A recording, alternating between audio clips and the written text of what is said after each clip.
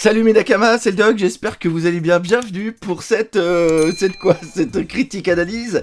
Alors, il y a un gros problème. Vous le verrez, normalement, j'ai mis un bêtisier. Je vais mettre un bêtisier à la fin parce que je n'arrive pas à faire j'arrive pas à commencer cette critique analyse. En plus, regardez, hop, je me suis renversé du café juste là sur mon beau t-shirt de barbe blanche. Donc voilà, il y a des jours comme ça va pas. Je suis dans un état complètement désastreux. Pourquoi ? Parce que, petite annonce, hein, on est en train de vous préparer deux conventions absolument superbes. Le 25-26, on sera du côté du Mulhouse à la Geek Chain. Venez, Attaque des Titans. Vous allez voir, c'est un truc de taré.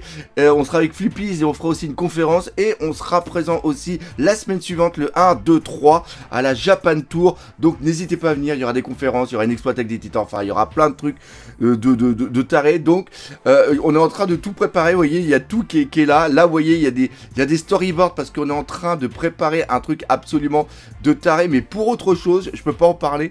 Mais voilà, donc en ce moment, c'est au taquet. Et Shiroda en profite pour nous lâcher un chapitre absolument de taré. Donc, on va en parler tranquille parce que je ne peux pas faire autrement, tout simplement. J'ai pas le courage, j'étais même à deux doigts de pas faire comment ça s'appelle, la critique analyse, mais je me suis dit si il faut qu'on en parle. Pourquoi ? Parce que on est justement dans cette situation de fin d'arc où Ishiroda va nous amener plein d'informations, plein de questions, aucune réponse. Là, c'est exactement ce qui se passe ici. Il fait des choix aussi qu'on n'a pas du tout vu venir, et là on se les reçoit en pleine tête, on se dit waouh, pourquoi t'as fait ça ? Donc on va essayer de parler de tout ça. J'ai une petite liste là-bas, donc on va parler de quoi ? On va parler de Hawkins, on va parler de la création du tombeau, d'Ashura Doji, de Izu, on va parler de Robin, des empereurs, des primes et de Ryukyugyu. Donc ça va être pas mal de trucs. J'espère ne pas me renverser du café parce que quand même ça brûle un petit peu. On perd pas de temps, c'est parti. 3, 2, 1...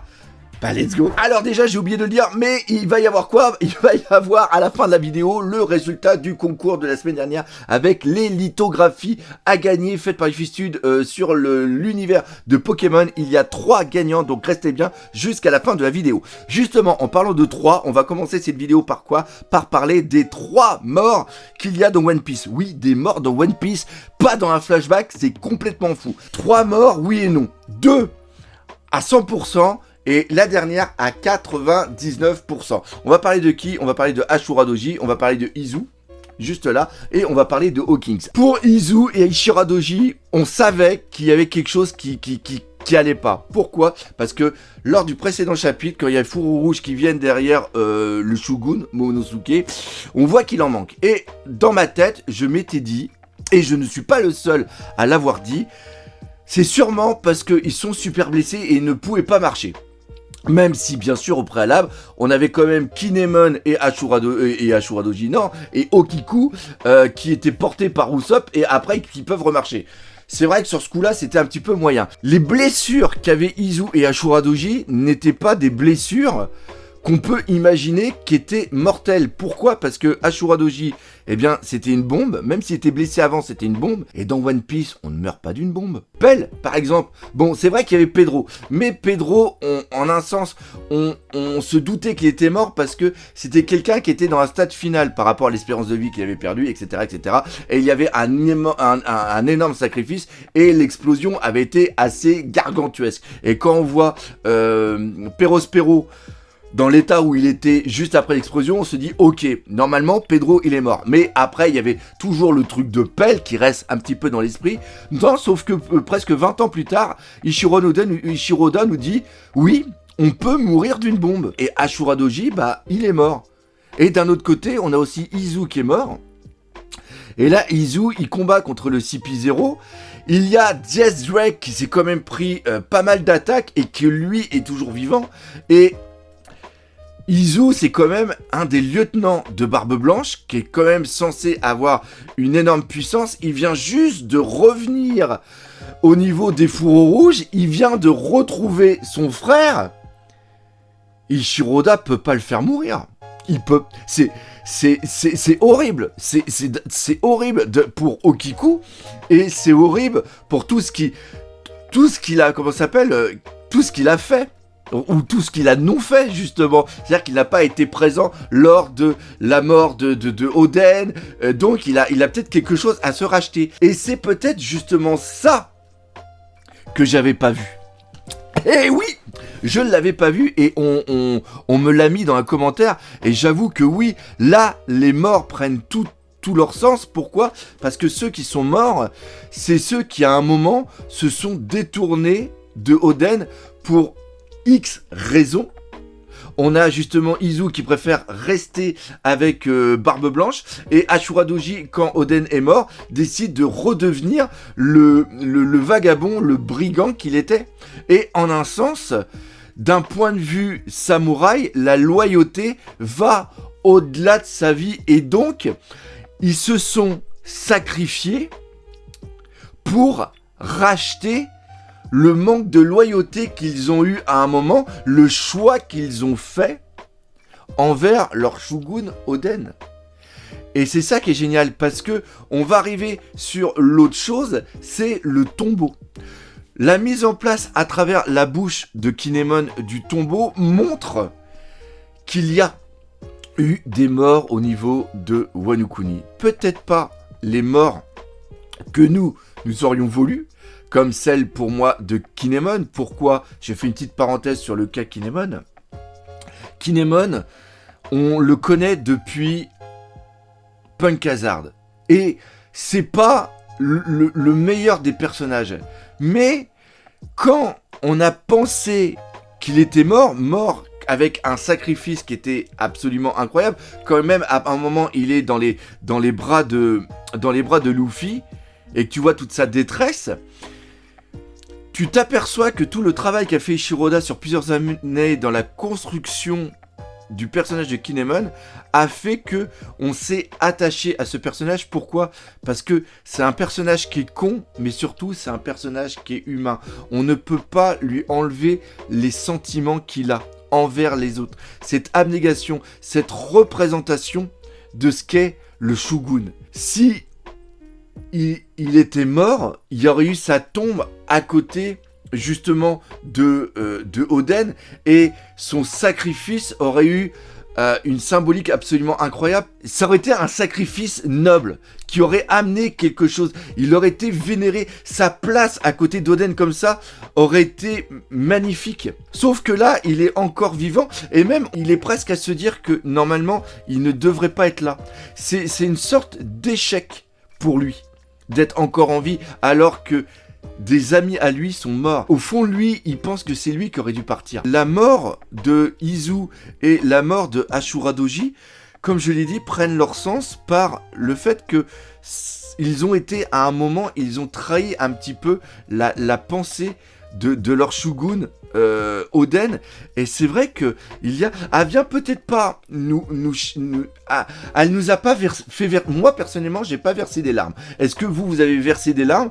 Il y a eu une surprise qui a été manifeste, ça on ne peut pas le nier, mais avec, encore une fois, toujours pareil, avec un recul, franchement leurs morts sont belles. On va passer maintenant sur le côté de Hawkins. Hawkins, j'adore ce personnage d'un point de vue graphique. J'aime bien aussi le côté un petit peu dark qu'il avait, ce côté un petit peu, justement, un petit peu gothique, qui me fait rappeler un petit peu mon enfance. Oui, parce que, entre parenthèses, pour ceux qui ne le sauraient pas, j'ai joué à Vampire Masquerade, j'ai joué en grandeur réelle, j'étais déguisé en vampire et je me promenais avec les potes dans la rue, mais encore une fois, 36-15, t'as vu, on en a peut-être rien à foutre.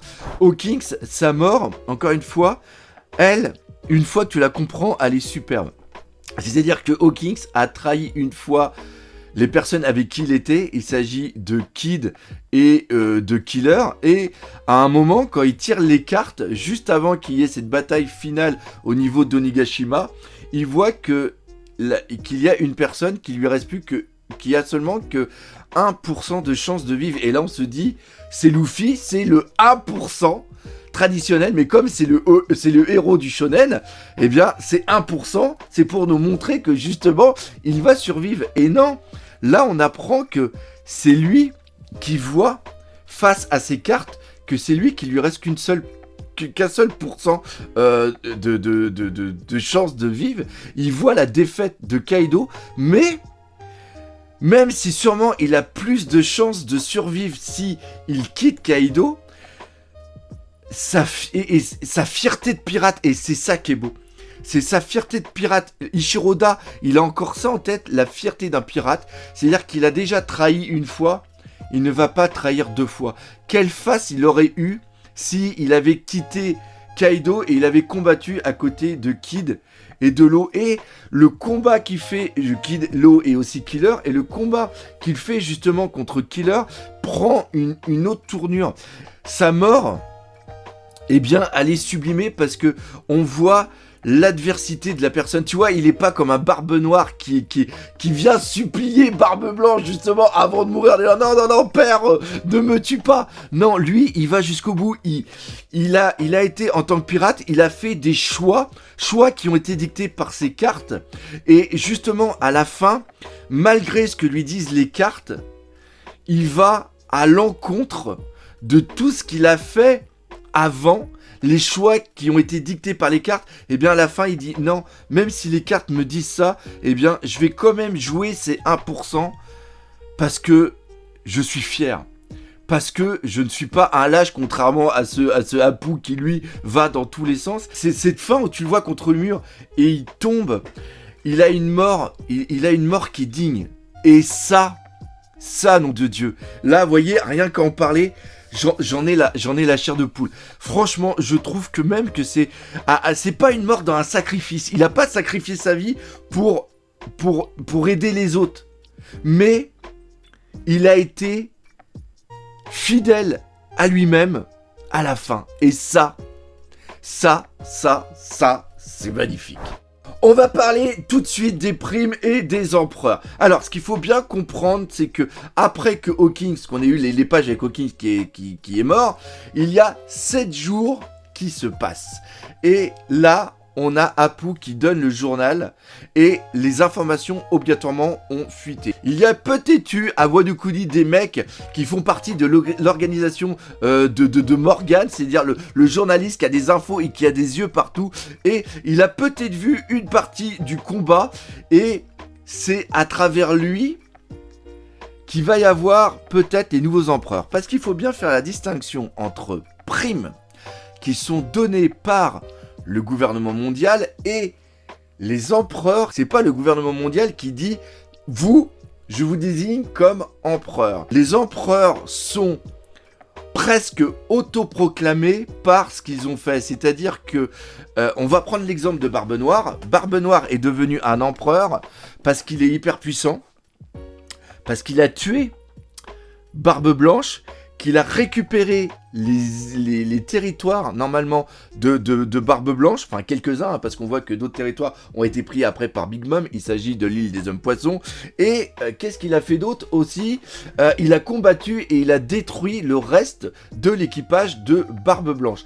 Ce qui fait que à travers ça, vu l'aura qu'il gagne, il s'autoproclame, il devient à travers les yeux du monde et aussi de Morgan, un empereur. Luffy est devenu le 5e empereur à travers les yeux de Morgan et ce qu'il a donné et ce qu'il a marqué dans le journal.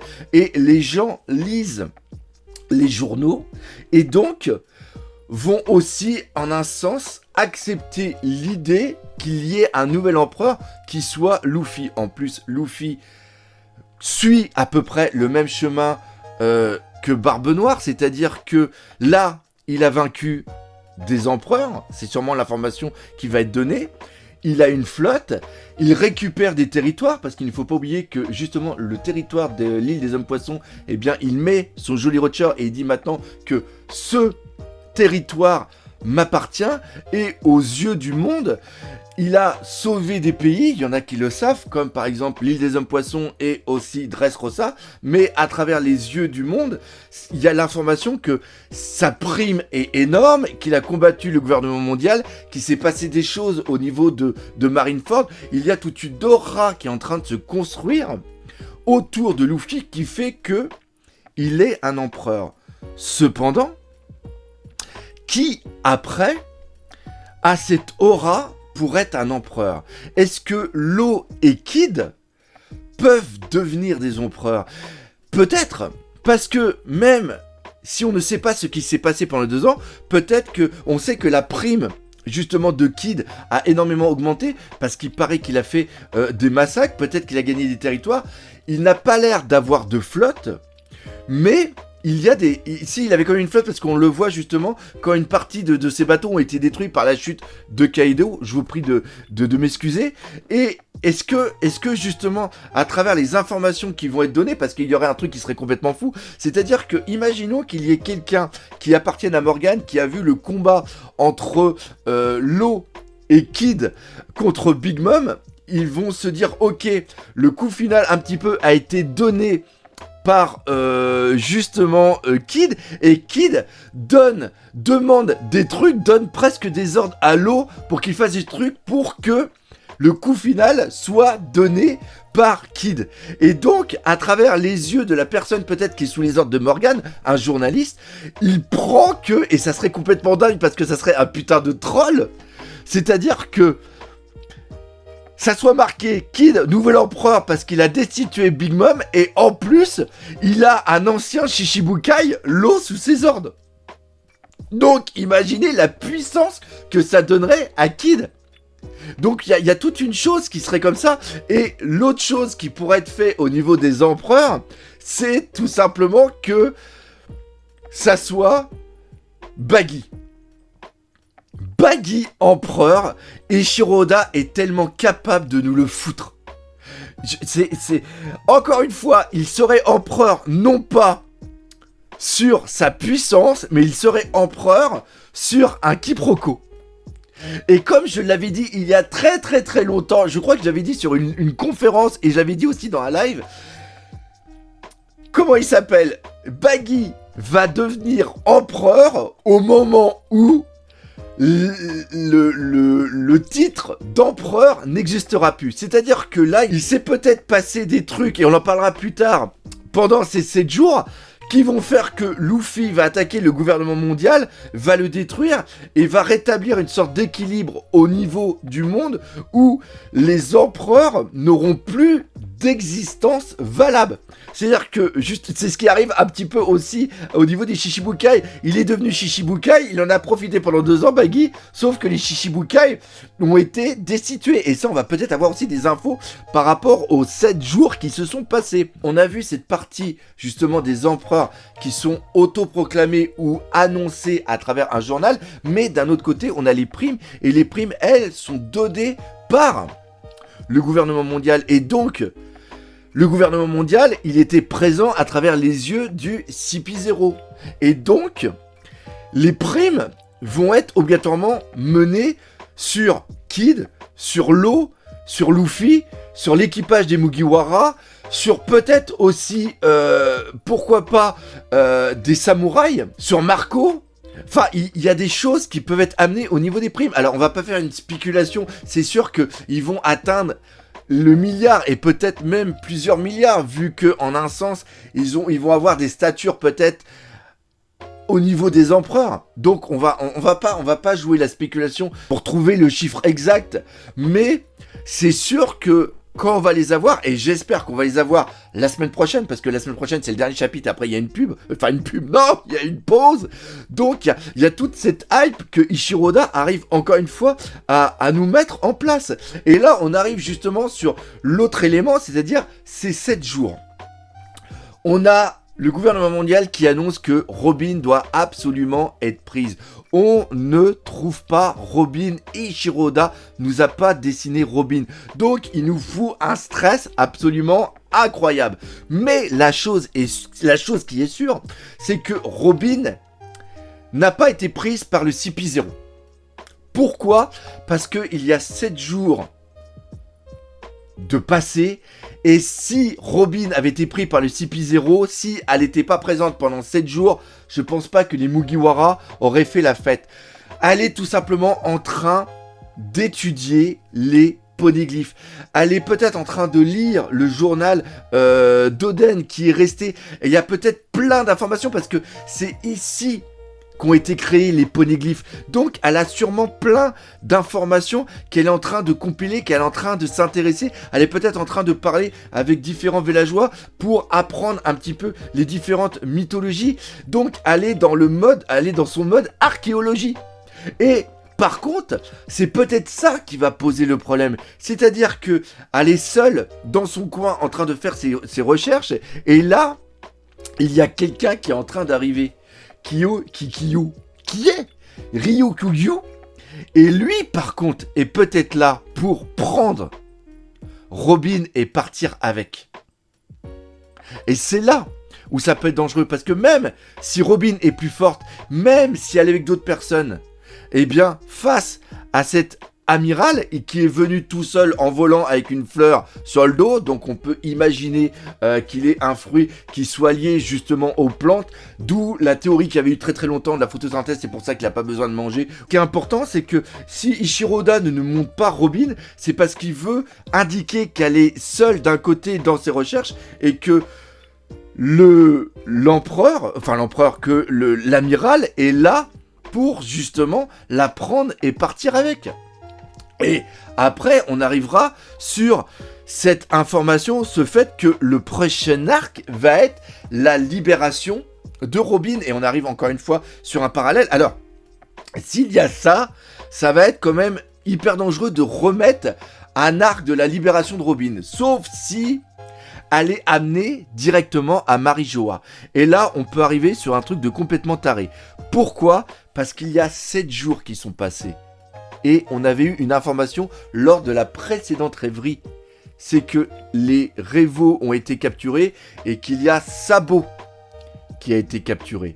Et donc, si au même moment, Luffy apprend que Robin a été capturée par un amiral et qu'elle a été emmenée quelque part et qu'ils aient l'information que ça soit justement à Marijoa et qu'ils voient aussi qu'il va y avoir l'exécution ou que Sabo a été prisonnier à Marijoa, l'axe vers la fin de l'arc final à Marijoa et sa destruction vont être tout simplement amenés.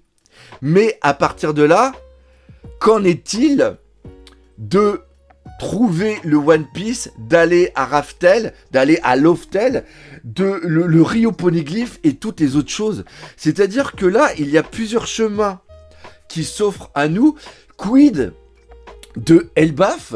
Que sont devenus les autres empereurs? Est-ce que Big Mom est vraiment morte? Si elle est vraiment morte, qu'en est-il de la fuite de l'équipage de Barbe Blanche? Que se passe-t-il au niveau de Toadland? Qu'en est-il de l'équipage de Kaido, qui est devenu Kaido? Est-ce que c'est maintenant Yamato qui va avoir la flotte sous ses ordres? Que va-t-il se passer?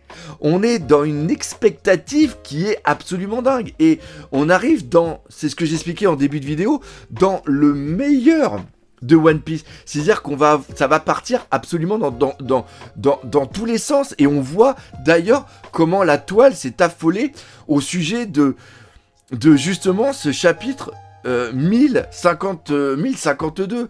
On n'a qu'une seule hâte, c'est voir justement ce qu'il va se passer au niveau du chapitre 1053. Donc voilà ce qu'il y avait un petit peu à dire au niveau de ce chapitre. On aurait pu en parler des heures, mais on fera ça plus tard, on fera ça dans une sorte peut-être un petit live, pourquoi pas une fois que le chapitre 1053 sera terminé, pourquoi pas faire un live d'1 heure, de 2 heures et de parler un petit peu de tout ça. Maintenant on va passer à quoi? On va passer tout simplement au résultat du concours. Donc le premier à avoir gagné, il s'agit de Thomas Mio. Alors encore une fois, tu viens me contacter via le mail qui est dans la description de cette vidéo. Merci d'avoir participé. Le deuxième qui a gagné, c'est Ivanovic Obant. Donc voilà, gros bravo à toi. Et la dernière à avoir gagné, c'est Nir 0, bravo, merci à tous de votre participation, merci à tous aussi de votre soutien.